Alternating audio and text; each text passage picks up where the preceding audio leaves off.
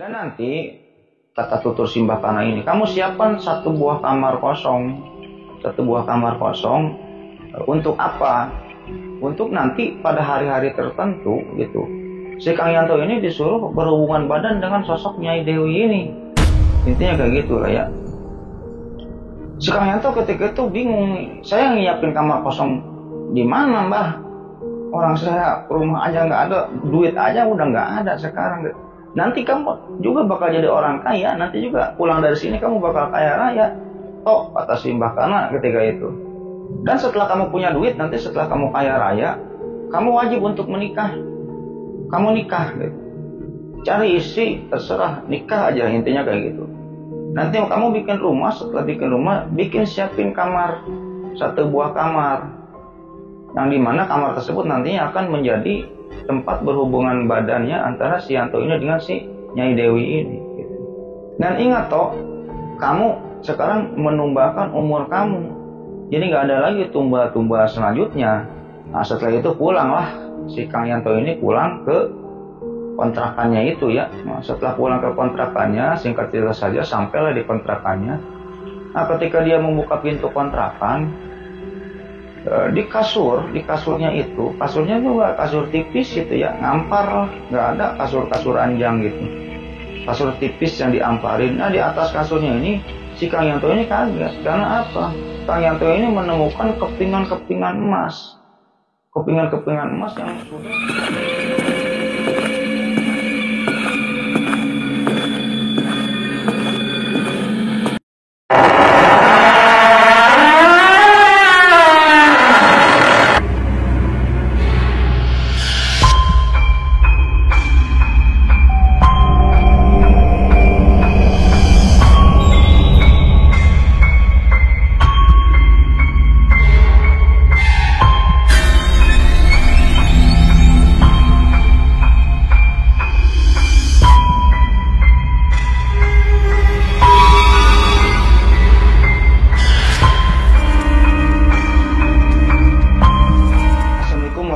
wabarakatuh.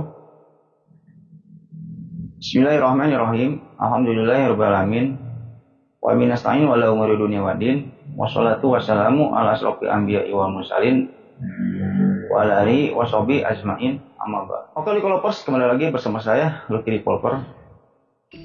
Jadi pada video kali ini kembali saya akan menceritakan atau melanjutkan suatu kisah mistis atau horor, yang dimana di part sebelumnya saya sudah menceritakan tentang bahwa si Kang Yanto ini akhirnya hidup seorang diri, anaknya semua sudah meninggal, istrinya sudah meninggal, yang dimana konon katanya menurut keterangan dari orang pinter yang ditemui oleh si Kang Yanto, mereka ini meninggal karena disantet. Oleh siapa? Oleh adiknya, si Kang Dadan. Intinya kayak gitu. Yang dimana pada akhirnya si Kang Yanto ini bertemu dengan teman lamanya si Kang Dedi gitu ya, dan diajak untuk melakukan ritual pesugihan ya, di sebuah tempat konon namanya Gunung Hejo gitu ya. Kita singkat aja, akhirnya Kang Yanto pun dengan Kang Dedi, diantar dengan Kang Dedi, pergilah ke tempat ritual pesugihan tersebut gitu ya. Singkat cerita, pada akhirnya Kang Yanto dengan diantar oleh Kang Dedi pun akhirnya pergilah ke sebuah tempat untuk melakukan ritual pesugihan tersebut. Intinya kayak bagi Nikolopers semua yang belum menonton part satunya gitu ya, angka baiknya tonton dulu part satunya sebelum nonton part sekarang, supaya ceritanya lebih nyambung. Intinya kayak gitu. Dan selain itu, bagi Nikolopers semua atau bagi para penonton yang sedang menonton video ini, tak bosan-bosannya saya mengingatkan ya, jangan lupa like, comment, and subscribe. Supaya apa? Supaya saya tambah bersemangat untuk membuat konten-konten selanjutnya. Intinya kayak gitu. Dan bagi yang sudah subscribe, saya banyak ucapkan terima kasih. Mudah-mudahan nama baik Nikolopers semua yang sudah subscribe dibalas kebaikannya oleh Allah Subhanahu Wa Taala berpuluh-puluh kali lipat, beratus-ratus kali lipat, beribu-ribu kali lipat, dan berjuta-juta kali lipat. Oke, kita lanjut ke cerita. Ya, singkat cerita, akhirnya si Kang Yanto pun pergilah menuju tempat ritual pesugihan tersebut. Singkat cerita, sampailah ke Gunung Hejo, yang dimana ketika itu keadaan Gunung Hejo sekarang ini masih sepi gitu, tidak seperti saat ini. Intinya kayak gitulah. Ya kejadian ini kurang lebih 2004 atau 2000 sampai 2010 antara tahun-tahun itulah. Ketika itu masih sepi, di sana itu masih hutan belantara. Akhirnya ketika itu singkat cerita saja sampai dan mobilnya si Kang Dedi pun dititipkan ya di warung dekat warga di bawah gunung itu. Mereka pun jalan ya ke gunung itu jalan dan ya lumayan cukup jauh perjalanannya ketika itu. Jarak gunung dengan perumahan warga ini lumayan cukup jauh lah. Singkat cerita aja setelah jalan, setelah sampai di sana ketemulah dengan kuncennya. Anggap namanya Mbah Karna lah. Anggap namanya Mbah Karna. Ketika itu si Kang Yanto ini ngobrol-ngobrol dengan Mbah Karna ini. Mbah Karna sudah kenal dengan si Kang Dedi ini ya. Kang Dedi diceritakan lah oleh si Kang Dedi ini ada teman saya si Kang Yanto. Ingin melakukan ritual pesugihan yang sama dengan saya. Akhirnya dipersilakan masuk gitu, intinya ada sebuah tempat tinggal, gubuk reot, gubuk kecil lah di sana itu. Yang dimana ketika itu si Mbah Karna ini ngobrol-ngobrol dengan si Kang Dedi dengan si Kang Yanto gitu. Nah setelah itu Kang Yanto pun menceritakan gitu kisah kehidupannya ini gitu ya, anaknya meninggal gitu kan. Udah gitu istrinya meninggal. Dan saat ini dia bangkrut gitu, hidup sebatang kara di sebuah kontrakan yang lumayan cukup kecil. Ketika itu si Kang Yanto juga menceritakan kepada Mbah Karna ini bahwa dirinya ini pernah mendatangi seorang pintar yang dimana menurut keterangan orang pintar tersebut gitu. Kejadian ini diakibatkan oleh adik kandungnya si Dedi yang menyantet. Konon jin santetnya ini memakai genderuwo, jin genderuwo. Ya mungkin bagi developer semua ya yang kalau ada kedengaran suara motor gitu, suara mobil di sini gitu, mohon maaf lah ya. Soalnya ini saya syutingnya siang hari. Oke, kita lanjut ke ceritanya developers. Yang dimana pada akhirnya ketika itu si Mbah Karna pun izin meninggalkan mereka sebentar. Setelah itu intinya menerawang lah Mbah Karna ini. Ya kurang lebih 5 menit 10 menit Mbah Karna ini kembali ya kepada mereka kembali, dan Mbah Karna ketika itu menceritakan bahwa benar keluarga kamu ini disantet. Dan jinnya itu benar ternyata genderuwo. Dan gimana sekarang santet-santetnya ini sudah ditambah gitu. Karena kamu ini ada yang menjaga atau apa gitulah ke si Yanto ini ngomongnya gitu. Jadi sebenarnya kamu ini harusnya udah mati dari kemarin-kemarin sama si sosok genderuwo ini.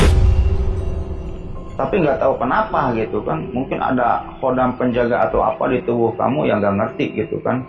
Maka dari itu si dukun santetnya ini menambah sekarang gitu. Ada juga santet tanah kubur dikirim ke kamu. Dan yang dimana penuturan si Mbah Karna ini genderuwo yang menyantet kamu ini gitu ya, jin yang menyantet kamu ini gitu ya. Yang genderuwonya ini umurnya ini sudah hampir 1000 tahun. Umur si sosok genderuwonya ini. Akhirnya ketika itu si Kang Yanto ini intinya menanyakan kepada si Mbah Karna ini, Mbah, gimana nih kalau pesugihan di sini nih gimana ininya caranya gitu. Nah konon katanya pesugihan di sana itu ada beberapa level, beberapa tingkatan lah, intinya kayak gitulah, ada kelas-kelasnya. Misalnya ada kelas BPJS, ada kelas eksekutif, ada kelas platinum, intinya kayak gitulah. Yang dimana setiap levelnya itu nanti kita tapaknya ini di tempat yang berbeda-beda gitu. Kalau kita misalnya milih kelas BPJS ya tapaknya juga di tempat yang nggak ada AC-nya, mungkin kayak gitu ya. Dan jinnya juga, jin yang nanti akan kita sugih gitu ya, akan kita sembah-sembah itu ya kekuatannya ini bertingkat-tingkat gitu. Dan ketika itu ada level tertinggi gitu di tempat pesugihan itu, ada level tempat pesugihannya yang tertinggi ini, yang konon penyuginya itu jin yang harus wajib kita sembah ini, sosoknya ini saya lupa namanya, Nyai apa gitu, anggap Nyai Dewi lah ya, Nyai Dewi. Jadi nah di sini tempat pesugihan yang di sini ini penunggunya misalnya genderuwo, di sini kuntilanak, di sini ini, ada beberapa tempat lah konon katanya di tempat itu. Dan tempat yang tertinggi yaitu dihuni gitu oleh sosok Nyai Dewi ini, lupa saya namanya Nyai apa. Dan ketika itu si Kang Yanto ini ngomong ke si Mbah Karna ini, Mbah, intinya kayak gini lah, Ini kalau saya numbalin adik saya, bisa nggak? Gitu. Itu adik kandung bukan? Iya adik kandung. Terus emang orang tua kemana? Gitu. Anak kemana ya? Ya kan tadi udah saya ceritakan, udah pada meninggal. Oh iya katanya. Ya udah tunggu dulu sebentar. Akhirnya Mbah Kana ini pergi lagi, ya berkomunikasi dengan si sosok nyai itu meren gitu ya. Akhirnya balik lagi ke si Kang Yanto dengan si Kang Dede ini, akhirnya ya udah bisa. Tapi dengan satu syarat lagi, nanti kalau kamu sudah kaya, tumbal berikutnya itu kamu harus menumbalkan ya saudara yang sedarah dengan kamu. Gitu. 1 tahun ini 1 kali, katanya kayak gitu. Hanya ketika itu si Kang Yanto bingung gitu kan. Berarti kalau udah si adiknya ini meninggal dijadikan tumbal, nanti saya tahun berikutnya harus menumbalkan lagi 1 orang gitu. Iya, tapi yang ada hubungan darah, kata si Mbah Kana ketika itu. Ya yang berhubungan darah gimana? Orang tua saya sudah meninggal semua. Istri sudah meninggal, anak sudah meninggal, saudara-saudara saya nggak tahu di mana, antah berantah katanya kan. Ada syarat lain nggak, Mbah? Kata si Kang Yanto ketika itu ke si Mbah Kana. Ya udah nanti saya komunikasi lagi dengan si sosok Nyai Dewi ini. Akhirnya ditinggal lagi tuh mereka itu. Si Mbah Kana ini komunikasi lagi dengan sosok Nyai Dewi ini. Ya keadaan ketika itu habis maghrib lah ya, waktu mereka konsultasi ini habis maghrib. Nah singkat cerita, beberapa menit kemudian datang lagi si Mbah Kana. Sosoknya Dewi bisa mengganti ya tumbal nyawa tersebut gitu. Selama 1 tahun itu intinya gitu ya. Jadi nggak ada tumbal nyawa nih, tapi tumbal umur. Intinya kayak gitu kata si Mbah Kana ini, tumbal umur. Jadi nanti setiap 1 tahun sekali umurnya si Kang Yanto ini ya sudah dikurangin gitu. Misalnya contoh kayak gini, Kang Yanto misalnya meninggal ini di umur 60 tahun gitu ya. Nah nanti Kang Yanto ini umur 40 tahun meninggal, intinya kayak gitu lah. Tumbal umur katanya. Itu si Jurik tahu dari mana gitu. Si Jin itu tahu dari mana si Kang Yanto umurnya 60 tahun. Makanya jangan percaya terhadap hal-hal pesugihan kalau pas itu tipu daya si koplok jin aja itu, setan dari golongan jin, intinya kayak gitulah. Hanya disetujui lah bahwa tumbal umur lah, intinya kayak gitu ya. Jadi umur si Kang Yanto yang jadi ditumbalkan, jadi Kang Yanto nantinya ini meninggal secara cepat. Intinya kayak gitulah, umur 40-50 tahun lah bakal meninggal, udah dicap kayak gitu. Singkat cerita sudah kejadian tersebut berlalu, akhirnya si Kang Yanto pun pada malam harinya disuruh tapa di sebuah pertapaan tempat pemujaan si Nyai Dewi ini, intinya kayak gitu. Nah ketika itu si Kang Dedi pulang, dia hanya nganter aja, karena kan kalau tapa ini lama gitu. Konon katanya kamu tapa di sini, misalnya 1 minggu atau 2 minggu atau 1 bulan.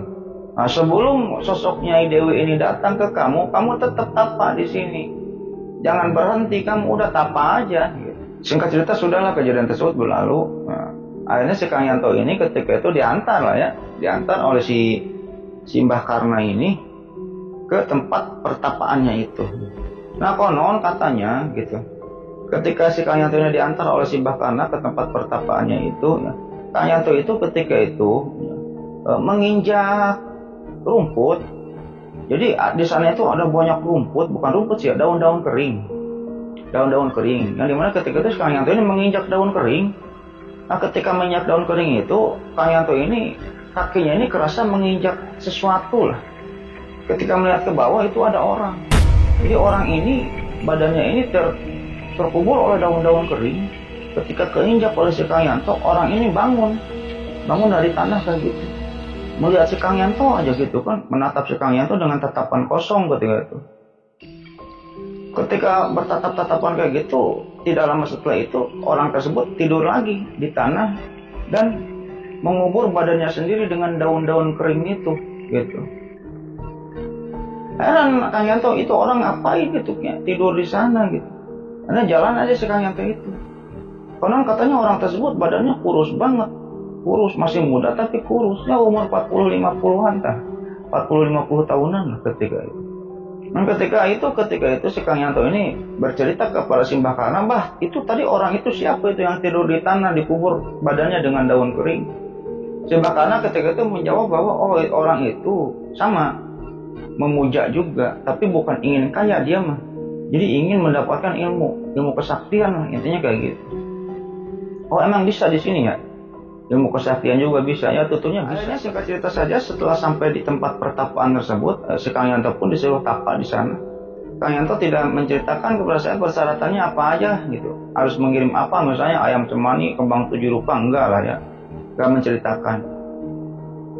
Ketika itu tapa aja di sana ya.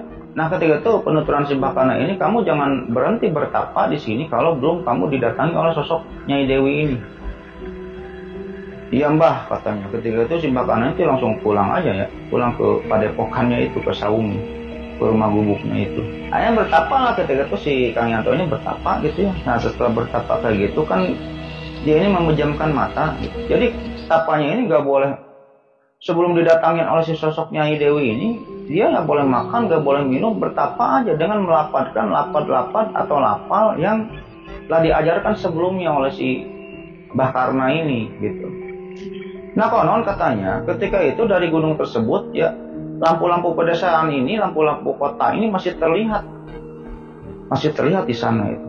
Nah ketika si Kang Yanto ini tapa di sana gitu, seolah-olah keadaan ini berubah alam gitu.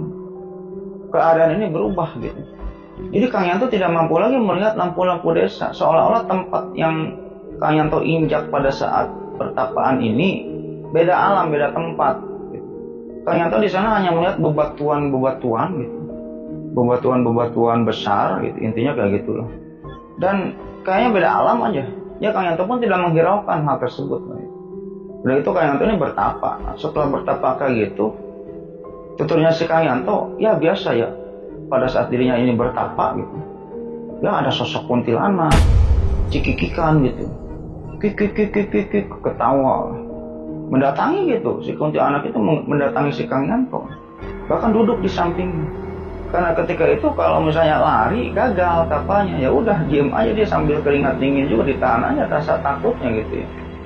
Terus konon ada sosok tinggi besar menghampiri dia sambil ketawa-ketawa.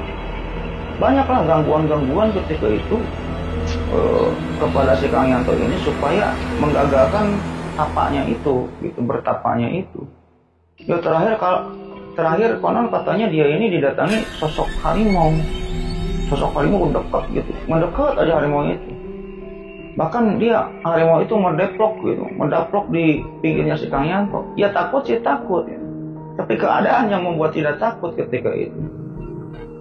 Akhirnya tidak lama setelah itu, kalau si Kang Yanto ini mendengar suara kerincing, bunyi lonceng, kerincing kayak kereta kencana. Akhirnya dari ujung Kang Yanto ini melihat ada beberapa kuda gitu, yang dimana di tengahnya ini ada kuda yang memakai gerobak, memakai keranjang itu.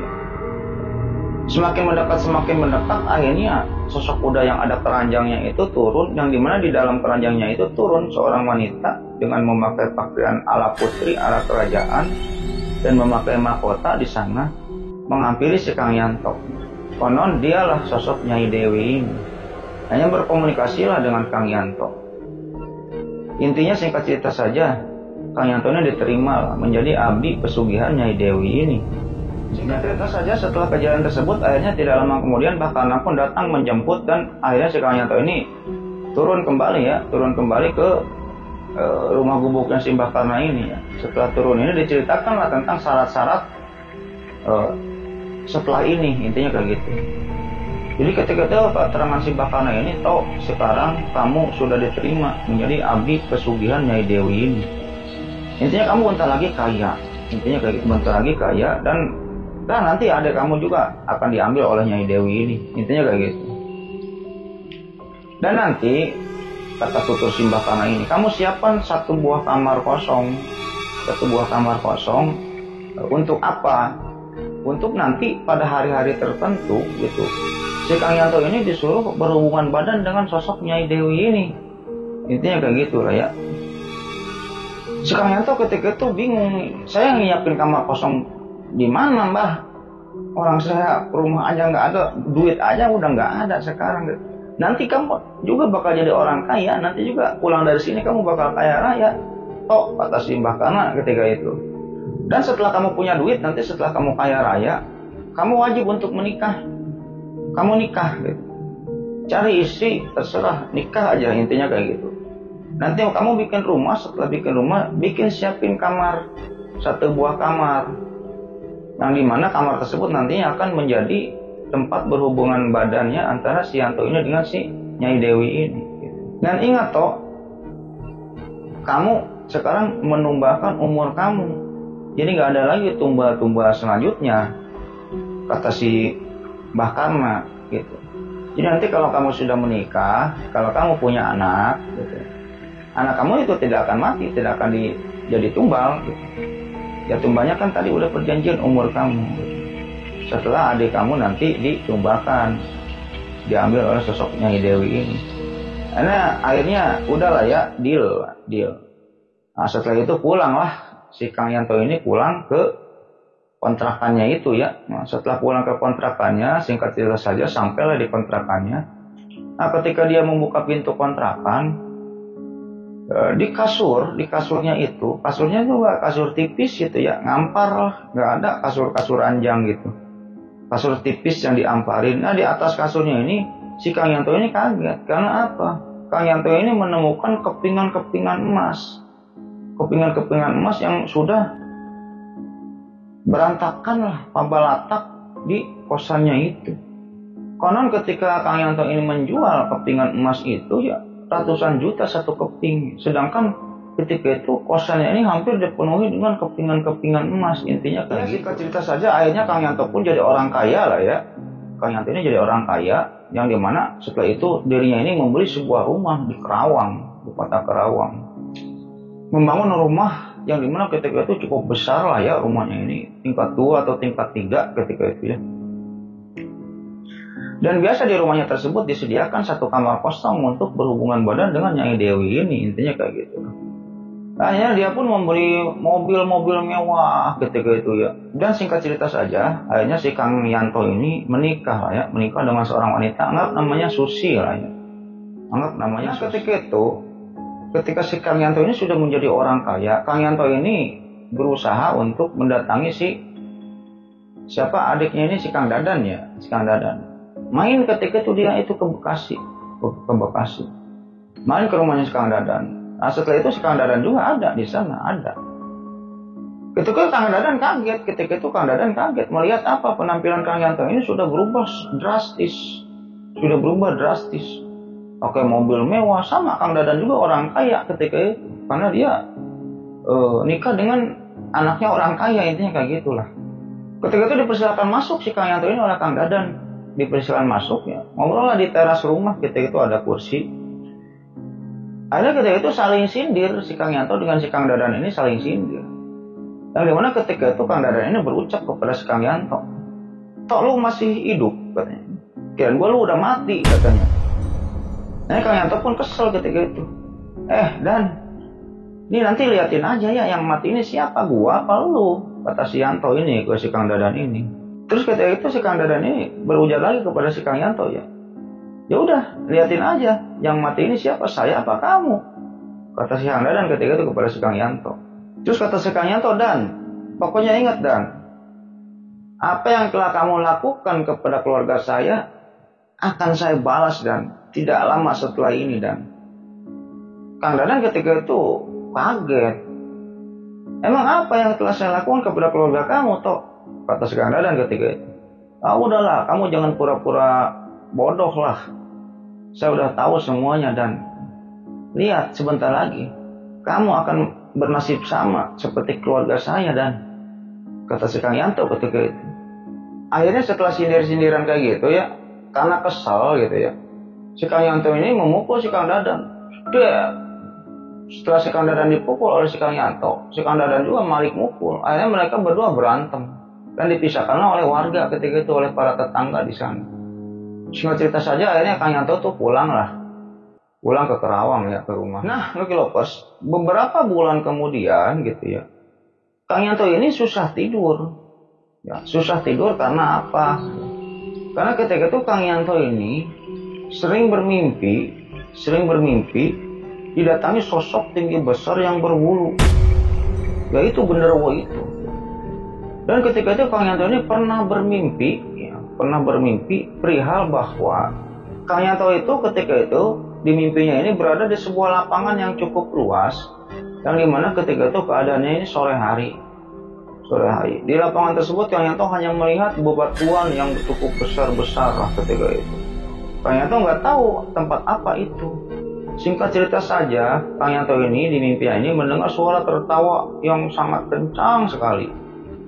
Yang dimana Kang Yanto pernah mendengar tertawa tersebut, yaitu tertawa si genderuwo itu. Sampai pada akhirnya sosok genderuwo itu memunculkan diri lah, menampakkan diri kepada si Kang Yanto, yang dimana ketika itu Kang Yanto ini hanya setumitnya gitu, si lututnya gitu. Tinggi Kang Yanto ini hanya setinggi lututnya si genderuwo itu. Yang dimana ketika itu si genderuwo ini menendang ininya Kang Yanto, menendang tubuhnya si Kang Yanto, dan Kang Yanto pun terpental ketika itu. Dan Kang Yanto pun lari ketika itu dikejar-kejar sama si genderuwo itu, dikejar-kejar. Dan ketika itu Kang Yanto terjatuh. Setelah terjatuh, Kang Yanto ini diinjak kakinya oleh si genderuwo itu. Setelah kakinya diinjak, Kang Yanto ini nggak bisa jalan. Di mimpinya itu gitu, nggak bisa jalan dan teriak-teriak minta tolong. Pada akhirnya dirinya ini terbangun.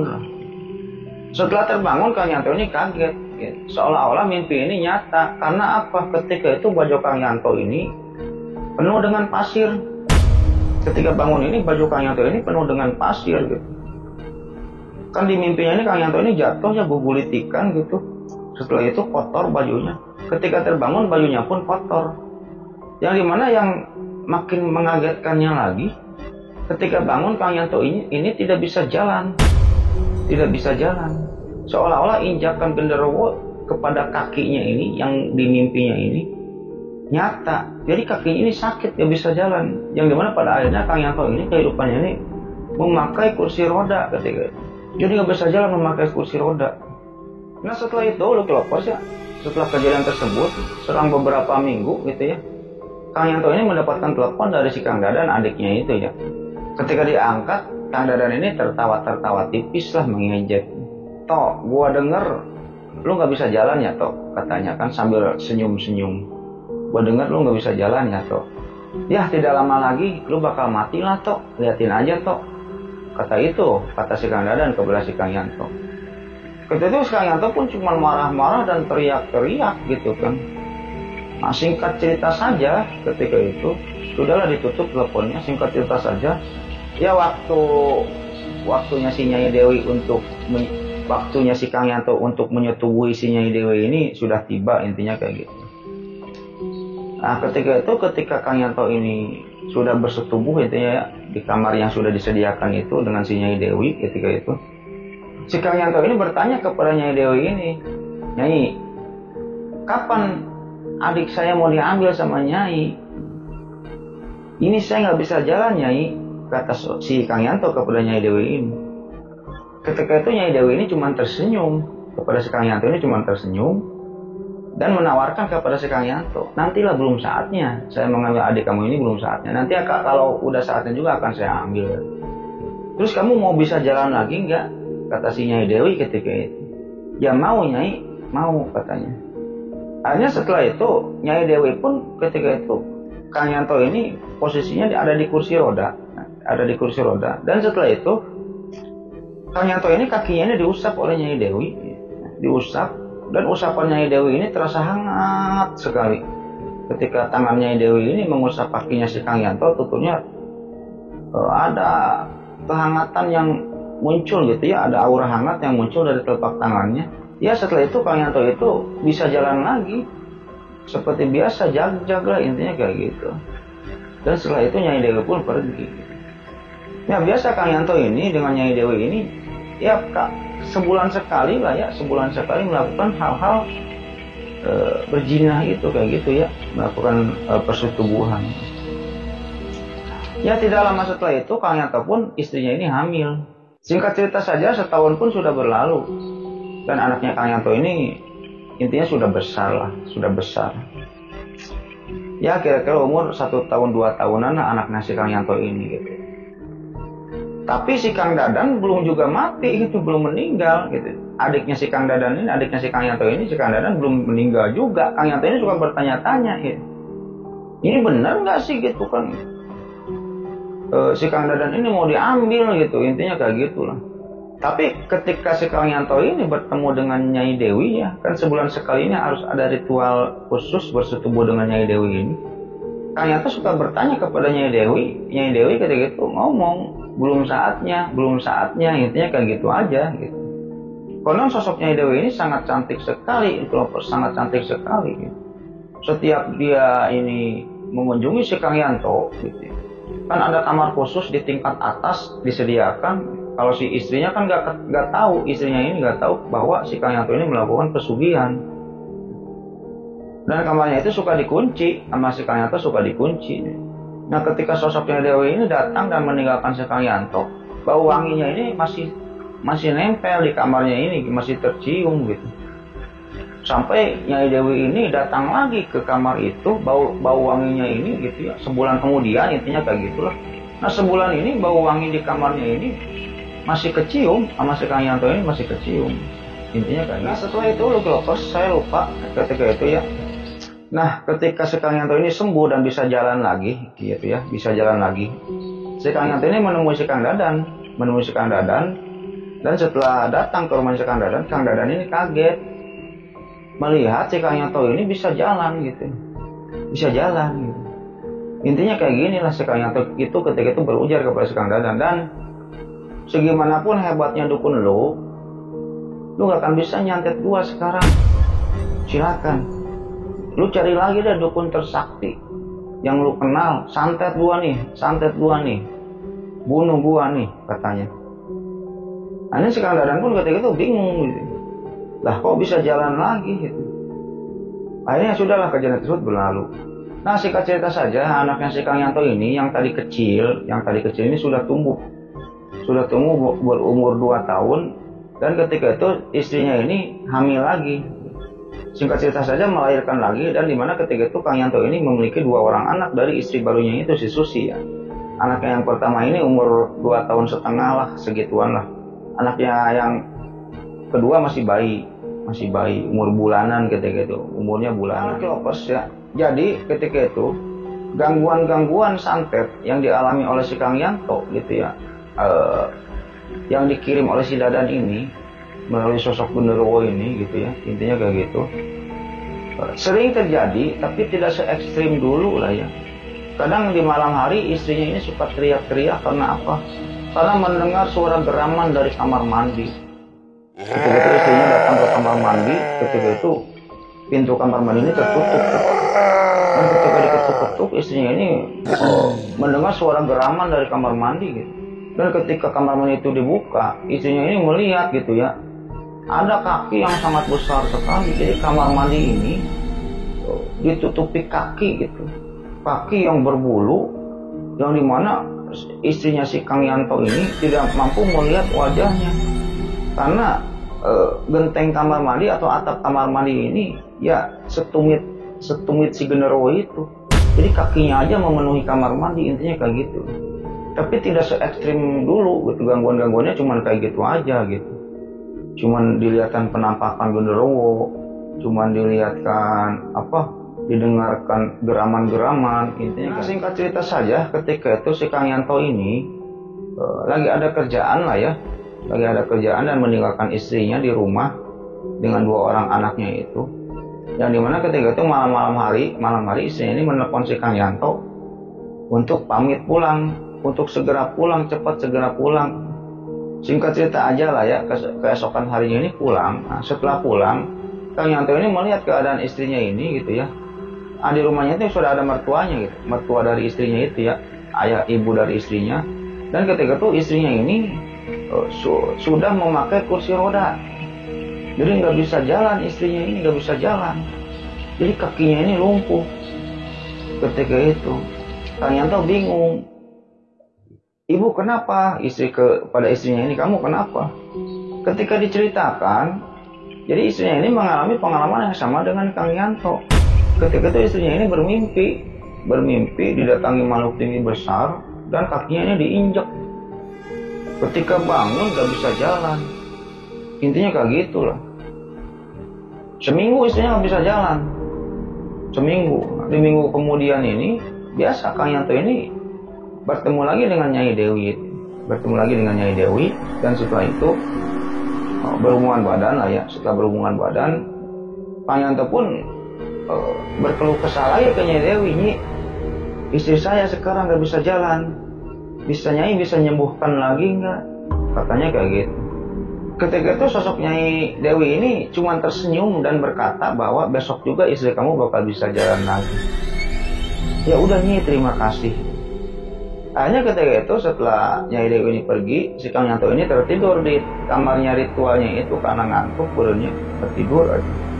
Ya konon katanya setiap berhubungan dengan Nyai Dewi kayak gitu, Kang Yanto ini merasakan capek 10 kali lipat. Seakan-akan 10 kali lipat melakukan hubungan dengan manusia. Jadi capeknya ini lebih. Intinya kayak gitulah. Yang masih berumur di bawah 17 jangan nonton. Nah, ketika keesokan harinya Kang Yanto ini bangun dan menghampiri istrinya sedang masak di dapur dan sudah bisa jalan. Ketika itu istrinya ini bertanya, dari mana ayah semalam? Ayah ketiduran katanya, ketiduran di lantai atas. Intinya kayak gitu. Oh kayak gitu. Oh ibu udah bisa jalan lagi sekarang. Diceritakan istrinya ini ketika itu pada malam hari istrinya ini sedang tertidur di kamar. Nah ketika itu antara mimpi dan sadar istrinya ini didatangi oleh sosok wanita cantik yang memakai mahkota, tuturnya kayak gitu. Dan wanita cantik ini tersenyum kepada istrinya. Setelah itu mendekatinya yang sedang tertidur dan duduk di sampingnya. Ngobrol-ngobrol gitu. Ketika itu mengaku si sosok wanita cantik ini bernama Nyai Dewi. Kata istrinya kayak gitu. Ketika itu Nyai Dewi bertanya kepada si Bu Susi ini, intinya gak bisa jalan lah ya. Bu Susi ini cerita gak bisa jalan. Ya udah, akan saya sembuhkan kaki kamu. Nah ketika itu diusaplah kaki si Bu Susi ini, diusap oleh sosok Nyai Dewi ini. Dan seketika itu juga bisa jalan, si Bu Susi ini bisa jalan. Nah singkat cerita sudahlah kejadian tersebut berlalu ya. Ya akhirnya ketika itu gitu ya, semenjak Bu Susi ini bisa jalan ya, sosok gangguan Gundurwo ya, Gundurwo yang suka mengganggu keluarganya si Kang Yanto ini sudah hilang aja gitu ya. Kurang lebih 1 bulan ini udah hilang nih, tumben nih, suara geraman sudah nggak ada gitu ya. Si Kang Yanto dan istrinya suka tidak dimimpikan lagi sosok Gundurwo itu. Intinya kayak gitu. Ini kemana si Gundurwo itu kan, kata si Kang Yanto gitu. Nah pada suatu ketika si Kang Yanto ini bermimpi apa? Nah ketika itu Kang Yanto ini ada di tempat mimpinya yang sama, di tempat yang sama yang ketika itu Kang Yanto ini diinjek oleh kakinya ini oleh si Gundurwo itu, diinjek kan. Mimpinya ini si Kang Yanto ini dikejar-kejar oleh sosok Gundurwo itu. Nah setelah sosok Gundurwo ini mengejar-ngejar si Kang Yanto, ketika sosok Gundurwo ini mau menginjak kakinya si Kang Yanto lagi, ketika itu ada suara kuda dan mendekati mereka. Nah, ketika itu ada teriakan dari belakang si Kang Yanto ini, jangan sakiti dia. Ketika melihat itu Nyai Dewi, sosok Nyai Dewi gitu, yang datang menolong Kang Yanto ketika mau kakinya ini diinjak oleh si Gundurwo. Dan anehnya ketika itu si Gundurwo itu, si sosok jin itu, ketika melihat sosok Nyai Dewi, si Gundurwo itu langsung sujud ke Nyai Dewi. Dan Gundurwo itu berkata bahwa saya pengabdi kamu Nyai, jangan bunuh saya, katanya. Kata sosok Gundurwo itu. Akhirnya setelah itu si Nyai Dewi ini ngomong ke si Gundurwo itu, kalau kamu mau jadi abdi saya, intinya mau jadi anak buah saya lah, dan saya tidak akan membunuh kamu gitu, kalau kamu jadi anak buah saya dengan satu syarat, katanya Dewi ketika itu. Ketika itu kata si sosok genderuwo itu ngomong lagi ke Nyai Dewi, apa syaratnya Nyai? Bunuh majikan kamu, katanya kayak gitu. Singkat cerita, sudahlah kejadian tersebut berlalu, mimpi itu berlalu lah ya, mimpi berlalu. Kang Yanto pun bangun dari tidurnya. Selang seminggu dari sana, Kang Yanto ini mendapatkan telepon dari siapa? Dari istrinya Kang Dadan. Perihal apa? Bahwa Kang Yanto ini disuruh pergi ke rumahnya, ke rumah si Kang Dadan ini. Karena apa? Karena Kang Dadan ini ketika itu sakit. Kang Yanto ketika itu entah kenapa gitu ya, datang aja gitu ya. Kang Yanto udah berpikir, oh ini si Kang Dadan mau diambil nih sama si Nyai Dewi ini. Tapi Kang Yanto pengen lihat ketika itu ya, datang aja ke rumah si Kang Dadan. Kang Yanto ini datang. Setelah sampai ke rumahnya Kang Dadan, Kang Yanto ini melihat Kang Dadan ini lagi berbaring lemas di tempat tidurnya, lagi berbaring. Setelah itu, ketika Kang Dadan ini melihat si Kang Yanto, Kang Dadan ini langsung menangis. Kang Dadan ini langsung menangis dan meminta maaf kepada si Kang Yanto. Perihal apa? Perihal apa yang telah dia lakukan kepada Kang Yanto dan keluarganya Kang Yanto. Bahwa ketika itu Kang Dadan ini mengakui semua yang telah menimpa Kang Yanto, terutama keluarganya Kang Yanto dan anak-anaknya dan istri-istri yang terdahulu, itu adalah perbuatan si Kang Dadan. Yang dimana ketika itu Kang Dadan ini menyewa seorang dukun sakti dari kota Kerawang. Intinya kayak gitu. Dan Kang Dadan lah gitu ya, atas perintah Kang Dadan lah, perihal bahwa keluarga Kang Yanto ini semuanya meninggal, anak dan istrinya. Ketika itu Kang Dadan menangis-nangis dan memohon maaf kepada Kang Yanto agar bahwa si Kang Dadan ini dimaafkan. Si Kang Yanto ini, Kang Dadan ini dimaafkan. Terserah kakak, terserah sekarang kalau kakak mau ngebunuh saya, sok bunuh saya sekarang. Asal perbuatan saya ini dimaafkan, kata si Kang Dadan ketika itu kepada si Kang Yanto. Entah kenapa, Lovers ya, ketika melihat keadaan si Kang Dadan ini yang sedang sekarat dan terkujur kaku lemas, Kang Yanto ini merasa iba dan kasihan. Rasa dendamnya ini hilang, Kang Yanto ini rasa dendamnya ini hilang. Yang dimana singkat cerita saja, akhirnya Kang Yanto ini keesokan harinya ini mendatangi si Mbah Karna, kuncen pesugihannya itu. Intinya kayak gitu. Kita balik lagi ke belakang, ketika itu Kang Yanto ini melihat keadaan si Kang Dadan adiknya ini sudah sekarat, kan ya, terkujur lemah. Napas aja sudah kemis rebo gitu kan napasnya aja ya. Nah Kang Yanto kita itu melihat keadaan Kang Dadan ini, tubuhnya ini sudah membiru, tapi birunya belum biru banget gitu. Ada bekas memar-memar biru, terutama di wajahnya ini sudah agak membiru. Yang dimana keadaan tersebut sama dengan keadaan anak-anaknya Kang Yanto dan istrinya Kang Yanto yang sudah meninggal ketika itu. Kita balik lagi ke depan, akhirnya Kang Yanto ini mendatangi kuncen pesugihan si Mbah Karna ini dan menjelaskan bahwa bisa nggak Kang Dadan ini dibatalkan untuk menjadi tumbal. Kata si Kang Yanto kepada si Mbah Karna ini, dengan gantinya umur saya ditambah nih. Umur saya ditambah lah. Tumbal si Kang Dadan ini digantikan dengan umur saya. Bisa nggak?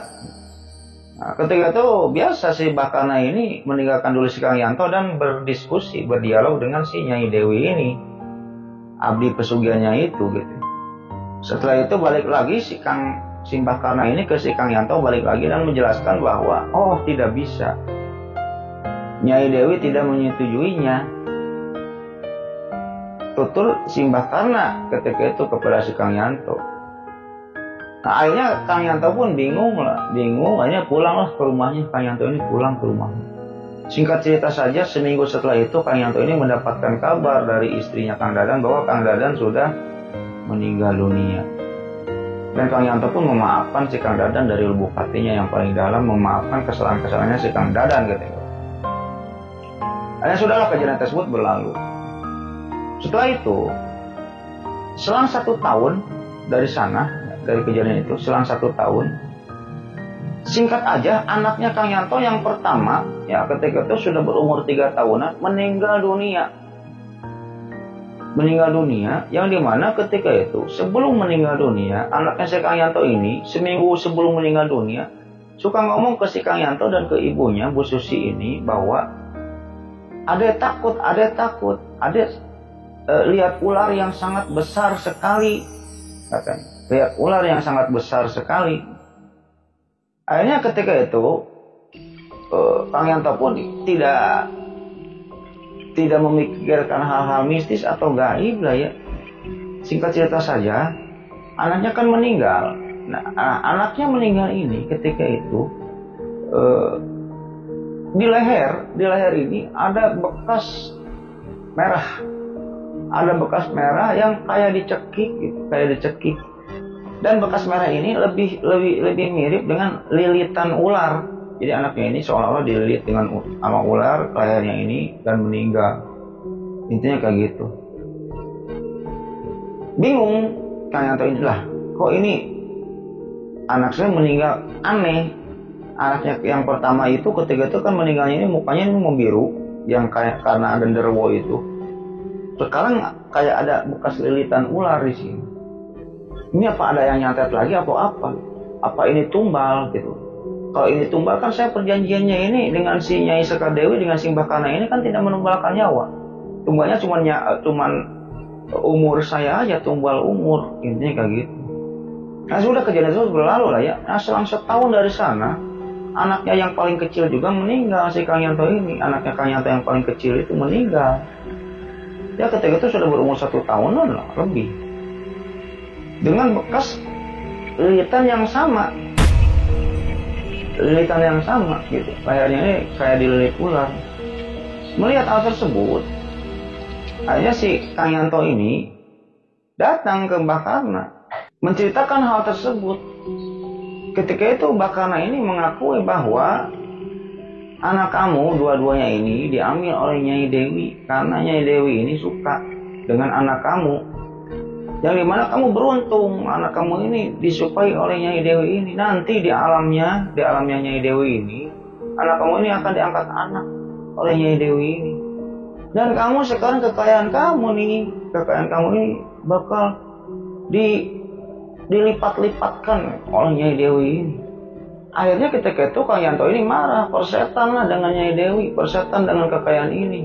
Katanya nggak ada tumbal nyawa, Mana sekarang anak saya meninggal semua.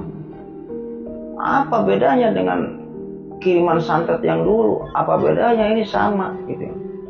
Kamu hanya menjebak saya Mbah, kata si Kang Yanto kepada Mbah Karna ketika itu.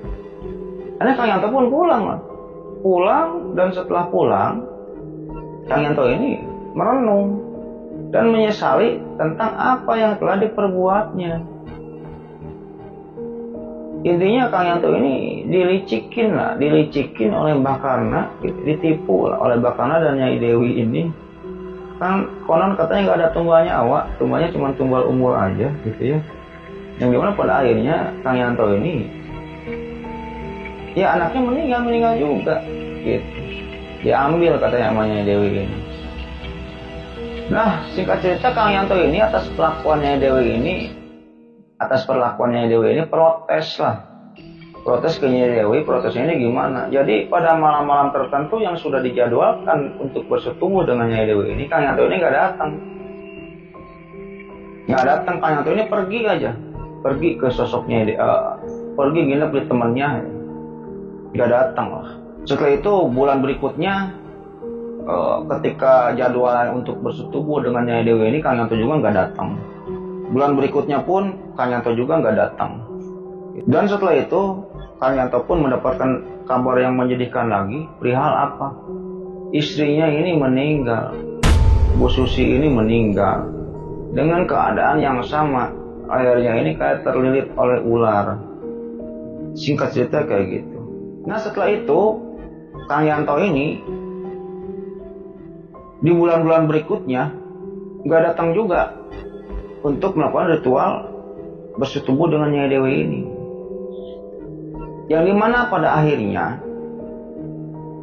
entah bagaimana caranya, entah apa penyebabnya, itu rumah megah milik Kang Yanto ini ambruk. Rumah megah milik Kang Yanto ini ambruk seketika itu juga, ambruk.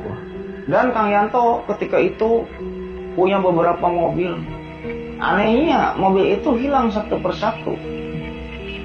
Ya konon sih dicuri sama orang, entah dicuri atau apa, hilang satu persatu. Kang Yanto ketika itu mempunyai beberapa hektar sawah dari hasil pesugihannya itu. Tiap panen sawahnya ini kena hama, nggak bisa dipanen sawahnya ini. Akhirnya apa? Dijual. Sawahnya ini dijual. Nah setelah itu uang hasil penjualan harta-hartanya itu ya, tanah sawahnya itu, ya ujung-ujungnya habis juga dipakai untuk membiayai kehidupan Kang Yanto ini. Intinya kayak gitu. Pada suatu ketika si Kang Yanto ini bermimpi, dan di mimpinya tersebut dirinya didatangi oleh sosok Nyai Dewi ini. Dan Nyai Dewi ini ketika itu si Kang Yanto ini ngomong perihal bahwa waktu kamu sudah dekat, waktu kamu untuk saya ambil ini sudah dekat, bersiap-siaplah. Ketika itu kata sosoknya Dewi ini kepada si Kang Yanto. Nah Lucky Lovers, ini beda cerita dan beda tema ya.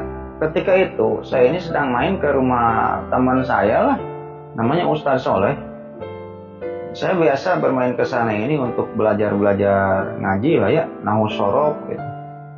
Yang dimana Ustadz Soleh ini juga memiliki ilmu hikmah gitu. Ya kalau saya lihat ya di padepokan barunya, di padepokannya ini ya banyak yang dari Banten datang ke dia, yang dari Bekasi, Tasik, Garut, Cirebon, banyaklah yang berguru ke dia, berguru tentang ilmu hikmah. Tapi saya mah nggak mempelajari ilmu kayak gitu, ditawarin juga nggak mau. Saya belajar ngajinya aja. Nah ketika itu saya ini melihat ada orang yang sedang memakai tongkat. Dia jalannya ini pakai tongkat, datang ke sana. Saya nanya ke Ustadz Soleh ini, tadi itu siapa tadi? Oh itu si Kang Yanto. Gimana ceritanya? Kok bisa kayak gini? Akhirnya diceritakanlah. Saya ngobrol dengan Kang Yanto, dikenalkan oleh Ustadz Soleh. Akhirnya Kang Yanto ini bercerita kepada saya tentang kejadian yang telah saya ceritakan ini. Ya tentu saja ya semua nama di sini udah saya samarkan. Intinya kayak gitu. Yang dimana Kang Yanto ini saat ini sedang dalam proses pengobatan atau penyembuhan untuk memutuskan perjanjian pesugihannya ini. Intinya kayak gitu. Dan saya mendapatkan kisi-kisi gitu ya dari si Ustadz itu tadi. Ini kira-kira bisa diputus gak kalau kayak gini? Insya Allah bisa lah. Asal kitanya tekun berdoa kepada Allah, insya Allah bisa. Kata si Ustadznya kepada saya ketika itu. Ya itulah Kang Yanto. Yang dimana pada waktu sekarang ini dia ini sedang dalam proses intinya pemutusan hubungan ritual pesugihannya. Katanya kayak gitu. Dan ketika saya dengar kisi-kisinya, insya Allah bisa diputus ritual pesugihan ini asal tobatan nasuha lah, intinya kayak gitulah. Ya cetek lah ya, jin mah ya. Kalau jin mah kan tukang bohong. Setan dari golongan jin itu tukang bohong loh Lovers. Jangan percaya gitu. Jangan percaya dengan janji-janji palsunya. Intinya kayak gitu. Jadi kalau mendengar cerita pesugihan itu, saya jadi ingat kata guru ngaji saya dulu ya. Namanya Ustadz Bunyamin Syafi'i. Ustadz Bunyamin Syafi'i, dia ahli fikih. Terkenal ahli fikih. Nah jadi katanya kayak gini. Jadi Lucky Lovers ini, tapi ini bukan saya ngomong ini supaya menyarankan untuk Lucky Lovers semua melakukan pesugihan, bukan ya. Janganlah jauh-jauhi. Jadi intinya kayak gini kata beliau ya, kata Pak Ustadz ini, lo kalau mau pesugihan ini, kalau mau pesugihan atau mengikuti perjanjian dengan jin, ini gak usah jauh-jauh ke Gunung Cerme, gak usah jauh-jauh ke Gunung Kemukus, ke Gunung Hejo, gak usah jauh-jauh. Kalau kamu niatkan, tekadkan bahwa kamu ingin melakukan pesugihan, di rumah aja bisa. Kita duduk di rumah malam hari, tekadkan kita ingin melakukan pesugihan, matikan lampu kamar, cepet, gelap nih. Jin ini suka sama yang gelap-gelap nih, setan dari golongan jin. Setelah mematikan lampu kamar, kamu niatkan untuk melakukan pesugihan, perjanjian tertutup dengan jin.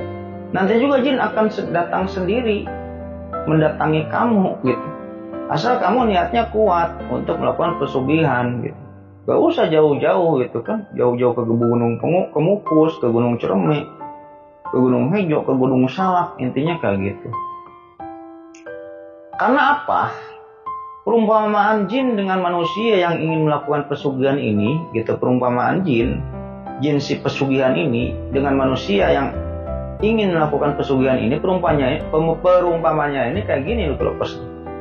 Kalau misalnya gini ya, saya misalnya dengan teman-teman laki-laki saya ini lagi nongkrong, 5 orang nih. Lagi nongkrong, lagi ngopi, lagi ngerokok, lagi main gitar, gitaran gitu ya, saya ini ya dengan 5 orang teman laki-laki saya. Di ujung sebelah kanan ini melewat, siapa yang melewat? Ariel Tatum. Artis itu ya, artis cantik ini Ariel Tatum. Nah, ketika ngelewat ini pasti ya, kalau cowok melihat cewek cantik seperti Ariel Tatum pasti melirik kayak gini ya, set gitu ya. Ariel Tatumnya jalan, kita matanya ini ngikutin aja gitu ya, tet gitu ya. Sampai Ariel Tatum jalan ke sini, kita mata pasti ngelirik kayak gini. Pasti kayak gitu ya, kalau laki-laki normal gitu. Nah setelah itu, ketika Ariel Tatum ini melewat, berhenti agak jauh gitu ya, di sebelah kiri kita. Terus Ariel Tatum ini memalingkan mukanya kepada kita dan menengok. Setelah menengok, Ariel Tatum ini tersenyum kepada kita. Kalau Ariel Tatum itu tersenyum kepada kita, kita senyum nggak? Pasti senyum ya. Kalau Ariel Tatum ini senyum, pasti senyum gitu. Nah setelah tersenyum, Ariel Tatum ini menghampiri kumpulan pemuda tadi, kumpulan laki-laki tadi gitu ya. Dipanggil, sini katanya kan. Kita datang nggak? Pasti datang kalau laki-laki normal gitu kan. Datang menghampiri Ariel Tatum. Setelah dekat pasti nanya, ada apa Ariel Tatum? Bukan gitu ya. Nah ketika itu Ariel Tatum ini misalnya ngomong kepada orang yang laki-laki yang nyamperin itu gitu. Tolong garukin punggung saya dong gitu. Kita ngegarukin nggak? Pasti kita ngegarukin punggungnya Ariel Tatum. Nah perumpamaan tersebut anggap saja Ariel Tatum itu adalah manusia. Dan kumpulan pemuda, kumpulan laki-laki yang sedang nongkrong itu adalah jin pesugihan. Gitu. Intinya kayak gitu. Jadi jin pesugihan, kalau misalnya kitanya enggak nyari-nyari dia, ya enggak nyari-nyari dia untuk melakukan pesugihan, jin pesugihan juga enggak akan ngedatangin kita. Lu mau pesugihan enggak? Lu mau pesugihan nggak kayak sales gitu? Enggak. Tapi kalau dipanggil sama kita, dekatkan diri kita gitu, dipanggil, jadi jin juga bakal datang sendiri, Lu mau apa? Mau harta nggak? Mau emas nggak? Mau uang nggak? Katanya. Nanti tapi tukar ya dengan nyawa keluarga kamu, tukar ya dengan nyawa anak kamu gitu. Kayak gitu. Intinya kayak gitu. Ini gak usah jauh-jauh gitu, gak usah jauh-jauh ke Gunung Kemukus, ke Gunung Salak. Cukup di rumah kita aja tekadkan niat kita, itu bisa melakukan pesugihan. Itu kata guru ngaji saya, namanya Ustadz Bunyamin Safei. Intinya kayak gitu. Tapi kan itu diharamkan, dilarang oleh Allah ini. Syirik itu masuknya syirik. Salah satu dosa yang tidak akan diampuni oleh Allah itu adalah syirik. Intinya kayak gitu. Ya itulah perumpamaannya, si Ariel Tatum itu adalah manusia. Dan kita yang sedang nongkrong-nongkrong nih, laki-laki yang sedang nongkrong itu adalah jin. Ngerti nggak lo Kelovers? Ngerti ya? Tapi janganlah kita melakukan bersekutu dengan iblis, dengan jin, dengan setan dari golongan jin untuk mencari apa? Kekayaan. Nantinya akan bangkrut sendiri. Hal tersebut dilaknat oleh Allah, hal tersebut dilarang oleh agama. Gitu. Itu adalah perbuatan yang sesat. Perbuatan yang akan menghancurkan hidup kita sendiri, baik di dunia maupun di akhirat. Pesugihan itu. Wa anahu kana rijalu minal insi ya'uluna birijali minal jin fajaduhum rohaqo. Kayak gitu, kata jin sendiri kan. Banyak loh manusia yang minta pertolongan kepada kami nih. Gitu. Oh, dengan bangganya jin ngomong kayak gitu kan. Itu baik nggak jin? Ya jelek, itu sesat, kata jin kan kayak gitu. Intinya kayak gitu lah kalau persnya. Ya intinya jauhi perbuatan-perbuatan yang menyimpang dari agama, perbuatan-perbuatan yang menyimpang dari syariat Islam. Udahlah, kita mah mintanya kepada Allah aja lah. Kita mah nyembah Allah aja dah. Jangan nyembah si Nyai Dewi itu, gitu kan. Ngapain? Jin mah nggak punya kekuatan gitu. Jin mah, kita mau nyembah jin ruku sujud bertahun-tahun percuma, gak punya kekuatan. Nanti kita akan ditipu oleh dia. Udah nyembah Allah aja yang jelas-jelas lah kayak gitu. Alam ahad ilaikum ya bani adama ala tabudu syaiton innahu lakum aduwwum mubin wa ani buduni, kata Allah kan kayak gitu. Wa ani buduni hadza siratum mustaqim. Oke, Kelovers, mungkin cerita kali ini cukup sekian dulu Kelovers ya. Dan terima kasih kepada Kelovers semua yang sudah menonton video ini sampai dengan selesai gitu ya. Dan tak lupa juga saya mengingatkan kepada Kelovers semua, jangan lupa like, comment, and subscribe. Supaya apa? Supaya saya tambah bersemangat untuk membuat konten-konten selanjutnya. Dan bagi orang yang sudah subscribe, saya banyak ucapkan terima kasih. Mudah-mudahan amal baik Kelovers semua yang sudah subscribe dibalas kebaikannya oleh Allah SWT berkali lipat, berpuluh-puluh kali lipat, beratus-ratus kali lipat, beribu-ribu kali lipat, dan berjuta-juta kali lipat. Dan sebelum saya tutup videonya, sebelum saya tutup ceritanya, saya akan mendoakan kepada Kelovers semua. Allahumma inna nas'aluka bi anna lakal hamdu la ilaha illa anta wahdaka la syarika lakal mananu badi'us samawati wal ardh dzul jalali wal ikram ya hayyu ya qayyum. Mudah-mudahan Kelovers semua diberikan kesehatan, diberikan umur yang panjang, diberikan rezeki yang melimpah. Bagi yang sedang sakit, mudah-mudahan disembuhkan penyakitnya oleh Allah Subhanahu wa taala, termasuk keluarga yang sedang sakit, mudah-mudahan disembuhkan penyakitnya dan diangkat penyakitnya oleh Allah Subhanahu wa taala dan tidak disakitkan lagi sampai wafat. Dan bagi yang masih sehat dan keluarganya yang masih sehat, mudah-mudahan Kelovers semua diperpanjang nikmat sehatnya oleh Allah Subhanahu wa taala dan tidak disakitkan lagi sampai wafat. Dan yang terutama, mudah-mudahan kita semua termasuk saya nantinya dikumpulkan dalam surganya Allah Subhanahu wa taala dan mendapatkan syafaat darinya nanti di hari akhir. Mungkin gitu aja Kelovers ya cerita pada video kali ini, mudah-mudahan menghibur. Akhirul kata, Allahumma sholli ala sayyidina Muhammad wa ala ali sayyidina Muhammad wa billahi taufiq wa hidayah. Wassalamualaikum warahmatullahi wabarakatuh.